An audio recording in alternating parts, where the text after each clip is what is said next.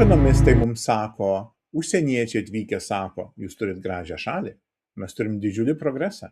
Palyginus, kaip buvo prieš 10, 20 ar 30 metų, galime save vadinti jau pažangę vakarietišką šalimi.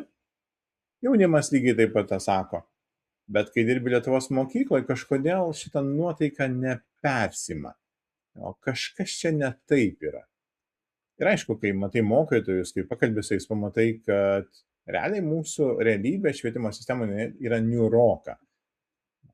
Kokia yra mokytojų sveikata, kokie yra santykiai, kaip yra vertinamas darbas. Viskas tai susikrauna į kažkokią bendrą tamsų debesį.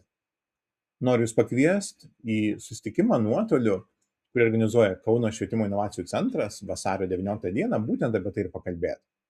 Nors aš naudoju žodį pozityvumas, vis dėlto labiau norėsiu daugiau atskleisti tą gebėjimą mūsų matyti gyvenimą kaip pakankamą, kaip gražų, kaip turtingą, net kai aplinkui yra ir labai daug šaltų spalvų.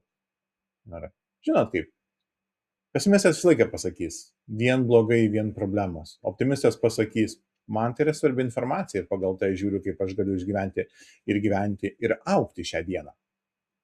Aš tai kartais vadinu gebėjimą susidėti skirtingus sakinius. Mes nekeisim realybės, mes gal net negelbėsim savęs, bet pamanysim pažiūrėti į tuos pačius dalykus skirtingai.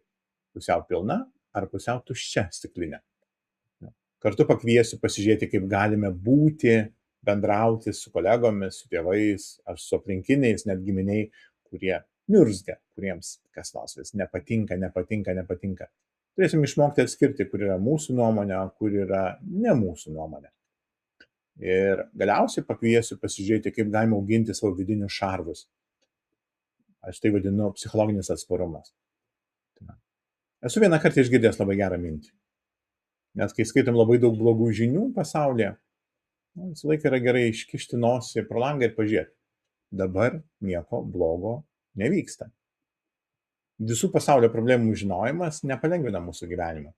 Jis tik užtemdo mūsų akis ir neparodo, kiek daug paprastų, mažų, gražių dalykų yra mūsų kasdienybėje. Prisijunkit prie seminaro, pasitarsim, pasižiūrėsim, kaip galim padaryti savo dieną šviesesnę, pozityvesnę.